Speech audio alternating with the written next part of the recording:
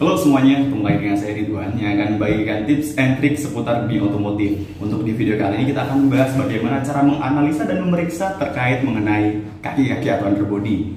Kalau yang kalian tahu, kayak itu kan banyak macam ya, kayak seperti ada tail, rack end, kemudian ball joint, lower arm, banyak komponennya. Nah, dari beberapa komponen itu ternyata kita perlu melakukan analisa dan pemeriksaan untuk secara berkala untuk memastikan kondisi kaki-kaki itu dapat bekerja dengan normal dan agar tidak terjadi sesuatu yang tidak kita inginkan.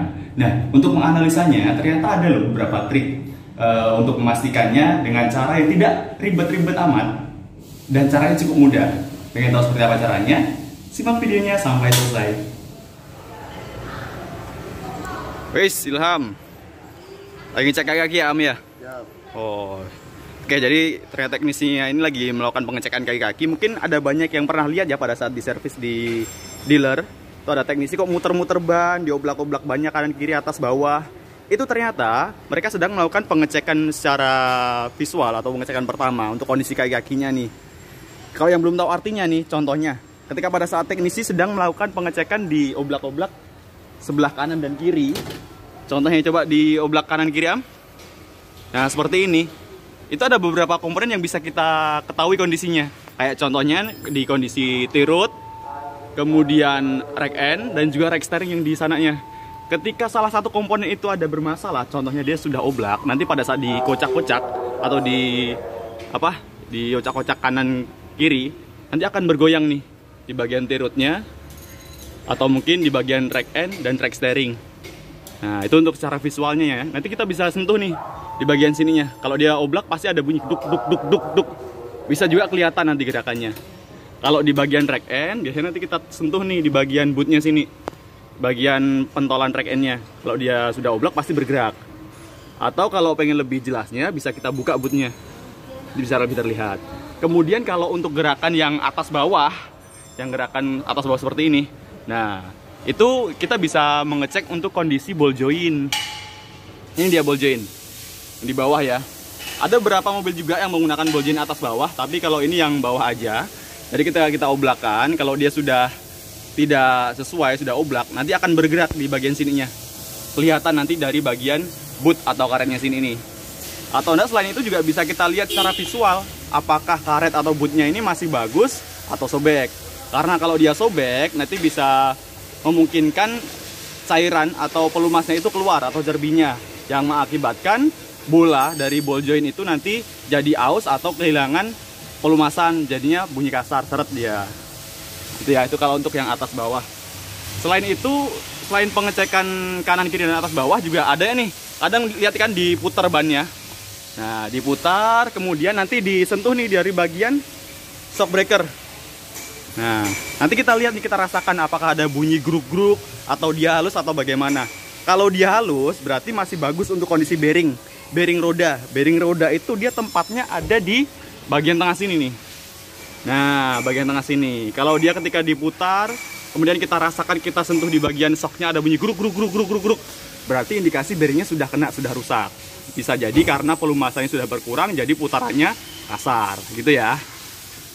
Jadi udah tahu nih ada berapa, ada gerakan kanan kiri tadi untuk rack end, T-rod, dan rack steering.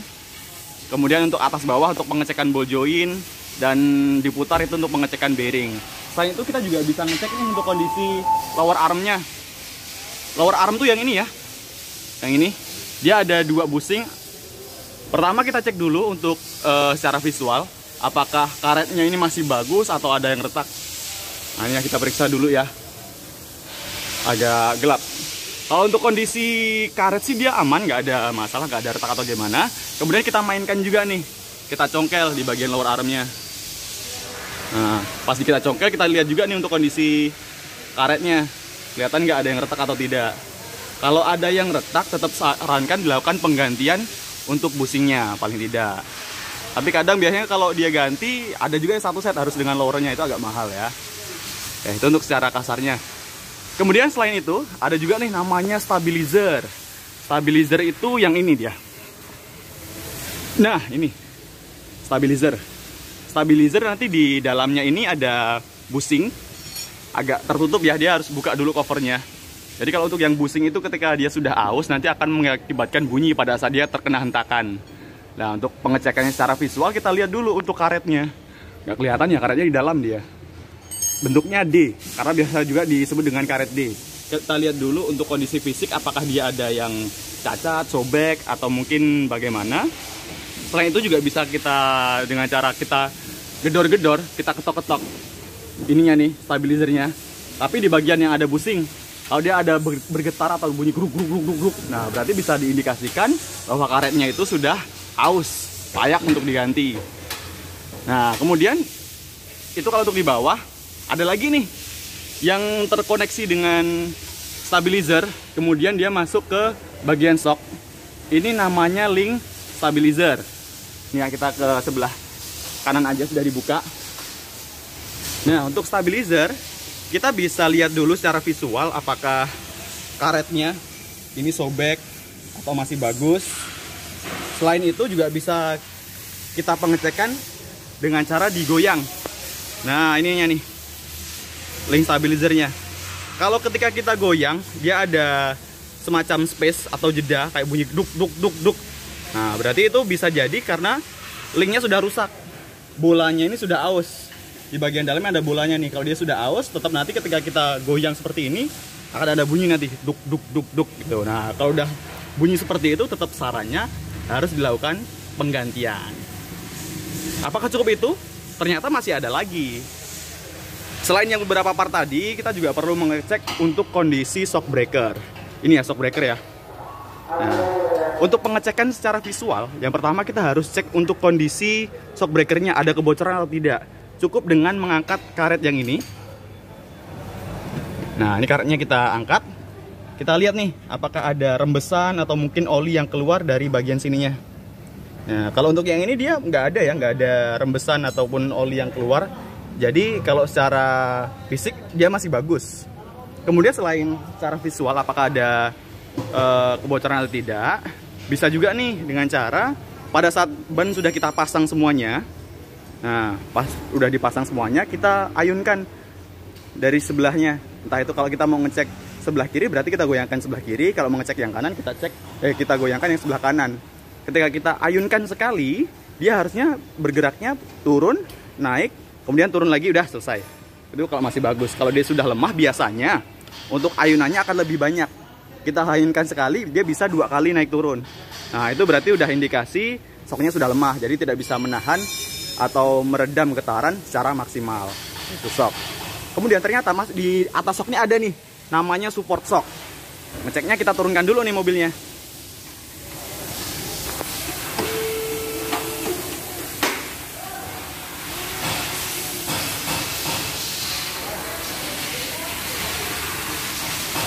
Oke, udah kita turunkan ya. Nah, untuk support shock itu posnya di atas. Nih, dia ada 3 murnya. Ini namanya support shock ya. Sama untuk pengecekannya, kita cek dulu secara fisik apakah di karetnya ini ada yang rusak atau enggak, ada yang cacat atau tidak. Kemudian selain itu, bisa juga dengan cara pada saat roda sudah kita pasang, kita belokkan setirnya ke kanan atau ke kiri. Kalau support shock itu sudah kena, sudah rusak, biasanya akan ada bunyi grek grek grek. Itu karena di dalam support shock ini ada bearing. Nah, bearingnya itu akan berputar pada saat setir itu digerakkan ke kanan atau ke kiri. Ketika bearingnya itu sudah tidak ada pelumasan atau mungkin sudah aus, nah pasti bearingnya akan bunyi. Itu untuk pengecekan secara pertama. Tapi sebenarnya ada cara yang lebih efektif atau lebih akurat, yaitu dengan melakukan pembongkaran. Nah, itu pasti akan kelihatan nanti untuk kondisi fisiknya, kondisi kinerja dari shock ataupun support shock akan lebih terlihat jelas. Tapi itu agak susah ya, mesti dibuka banyak, mesti buka shock dengan supportnya. Nah, itu tadi kalau untuk cara pertama, bagaimana untuk analisa kondisi kaki-kaki termasuk support dan shock breaker. Nah, itu ya. Jadi udah tahu kan apa sih yang dilakukan sama teknisnya, termasuk Mas Ilham nih. Kok dia putar roda, diocak-ocak kanan ke kiri, atas ke bawah. Itu tadi ternyata tujuannya untuk mengecek kondisi kaki-kaki. Nah, terus kalau kira-kira kaki-kaki tadi itu ada yang bermasalah, gimana? Apakah nanti harus diperbaiki atau diganti? Nah, jawabannya kita lihat dulu untuk kondisi kaki-kakinya. kalaupun ternyata dia masih memungkinkan untuk perbaikan, bisa kita perbaiki dulu. Tapi kalau memang ternyata sudah parah, sudah tidak bisa dilakukan perbaikan, ya mau nggak mau harus diganti.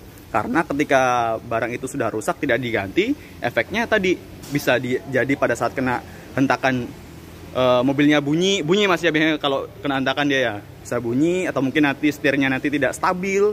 Nah kalau setirnya tidak stabil nanti nggak bisa dispuring. Karena salah satu syarat spuring itu dia harus kondisi kaki-kaki sudah bagus. Karena kalau salah satunya itu bermasalah, tidak mungkin bisa dilakukan spuring. Karena spuring kan dia kan untuk mengkalibrasi atau menyetel ulang sudut kaki-kaki biar dia sesuai dengan spesifikasi yang telah ditentukan oleh Toyota. Kalau salah satunya bermasalah, pasti biasanya pihak spuring akan menolak. Jadi gitu ya. Oke, mungkin itu sih untuk tips and trick untuk hari ini. Mudah-mudahan bermanfaat. Dan terima kasih Mas Ilham untuk waktunya. Oke. Dan terima kasih sudah menonton dari awal hingga akhir. Saya informasikan lagi, jangan lupa untuk subscribe serta aktifkan lonceng notifikasinya agar kalian tidak ketinggalan video-video terbaru dari saya. Oke, terima kasih dan sampai jumpa. Sampai jumpa Mas Ilham. Oke.